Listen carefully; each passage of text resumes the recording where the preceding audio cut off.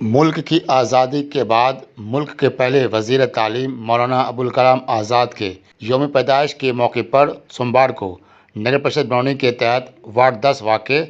دارالادب library پھلوریا برونی میں سوموار کی شام یوم تعلیم و مولانا ابوالکلام کی یوم پیدائش منانے کے لیے ایک دعائے مجلس کا انعقاد کیا گیا تھا۔ اس موقع پر استھانیہ سماج سیوی محمد معراج اختر دانا نے مولانا آزاد کی جیونی پر روشنی ڈالتے ہوئے انہوں نے اسٹوڈنٹس سے جو کہا، آئیے اس ویڈیو کے ذریعے دیکھتے اور سنتے ہیں۔ مطالعہ کریں گے تو آپ جان کر کے حیران و پریشان ہو جائیں گے۔ جب ہندوستان میں مغلیہ حکومت تھی اور مغل بادشاہ اکبر نے جب دینی لائن نکالا، دین کے اعضاء سے کہا گیا کہ آپ اس پر لبیک کریں، انہوں نے اس بات کی پرواہ نہ کی کہ ہمارے ساتھ ظلم و ستم ہوگا، لیکن حق کی صدا بلند کی۔ اور ان کو سمجھنے کے لیے آپ کو سب سے بڑے ہندوستان کی سرزمین کے ولی حضرت ولی اللہ محدث دہلوی رحمۃ اللہ علیہ کو سمجھنا پڑے گا، کیونکہ ان کی جو قومی نظریات تھی اور اپنے ملک سے جو ایک محبت کا جذبہ تھا۔ ضمناً میں آپ کو بتا دوں کہ حضرت مولانا محدث دہلوی رحمۃ اللہ علیہ پوری دنیا کے پہلے شخصیت ہوئے جنہوں نے قرآن شریف کا فارسی میں ترجمہ کیا، اور اردو میں ترجمہ کرنے کا شرف بھی ان کے عزیز حضرت شاہ عبدالعزیز رحمۃ اللہ علیہ کو ملا۔ ان کے دور زمانے میں انگریزوں نے یہ حکم پارد کی کہ ہندوستان سے کوئی مسلمان حج کرنے کے لیے نہیں جائے گا، لیکن کس کی مجال جو روک لے۔ ان کے مرید سید احمد سعید رحمۃ اللہ علیہ نے کہ بھائی مجھے تو جانا ہی ہے، اور 2 لوگوں کے ساتھ وہ نکلے، اور جب کلکتہ کے بندرگاہ پر جب پہنچتے وہاں سے 2 جہاز کو کھولنے کی نوبت آ گئی۔ اس لیے تعداد 1 ہے 2 ہے 10 سے معنی نہیں رکھتا، معنی رکھتا ہے جنون اور جذبہ۔ مولانا ابوالکلام آزاد نے فرمایا کہ ہمالیہ پہاڑ بھی آ کر کے کھڑا ہو جائے ہمارے سامنے، اور آسمان سے بجلیاں بھی گر جائے، اور وہ اگر آ کر کے ہم کو کہے کہ ہندوستان کی آزادی کے ساتھ ساتھ آپ ملک کے تقسیم کو بھی آپ قبول کریں، تو میں ہرگز قبول نہ کروں گا،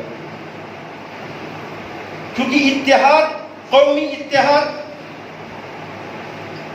کی قیمت پر ہم کو کچھ تقسیم، کچھ بھی چیز ہمیں قبول نہیں ہے۔ اور ہندو مسلم اتحاد کے سب سے بڑے پیروکار جنگ آزادی میں مولانا ابوالکلام آزاد تھے۔ مولانا ابوالکلام آزاد کو آپ کو جان کر کے تعجب ہوگا، انہیں تو پاکستان کے نام سے بھی نفرت تھا۔ وہ تو یہ کہا کرتے تھے کہ ایک خطے کا نام تم پاک رکھتے ہو، یہ مذہب اسلام کی توہین ہے، کیونکہ اللہ کی پوری دنیا میں جو ہے سرزمین ہے، باقی سرزمین کیا ناپاک ہے۔ وہ اتنے بڑے ہندوستان سے محبت کرنے والے، اور بقول مہاتما گاندھی وہ کہا کرتے تھے مولانا ابوالکلام آزاد جتنے سچے مسلمان ہیں اتنے ہی پکے وہ دیش بھکت ہیں۔ اور آپ جانیے کچھ باتیں آتی ہیں جو باتیں صحیح نہیں ہیں۔ 1857 کا غدر ہوا ہندوستان میں۔ آخر مغل بادشاہ کون تھے؟ اور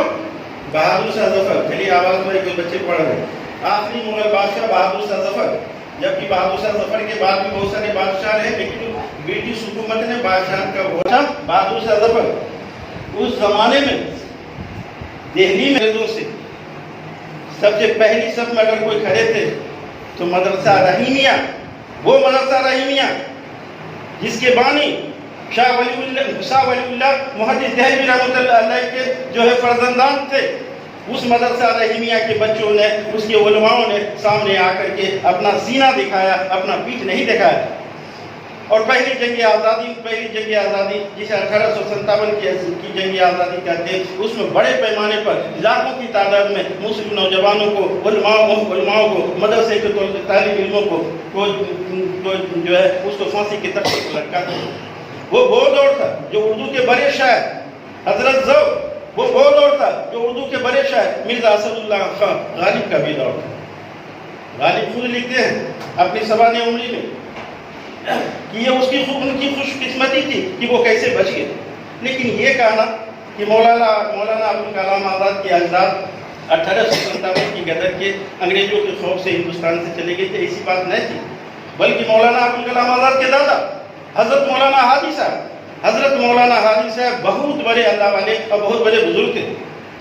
اور ان کے والد محترم،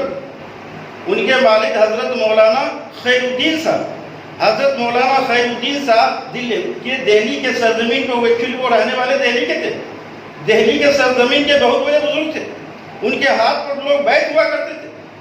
اور ان کی علمی شہرت اتنی تھی کہ ترکی کے اس زمانے کے سلطان نے ان کو دعوت دیا کہ آپ آئے ہمارے یہاں، اور ان کے ترکی کے سلطان کے دعوت پر ان کے اجداد جو ہے ترکی کے بعد میں مکہ معظمہ میں جا کے مقیم ہو گئے، اور اسی مکہ معظمہ میں جب مقیم تھے تو وہیں 11 نومبر 1877 کو 1888 کو 1877 ایکچوئل میں اس لیے آیا کہ کچھ دن قبل اردو کے بڑے شاعر حضرت علامہ اقبال رحمۃ اللہ علیہ کی یوم پیدائش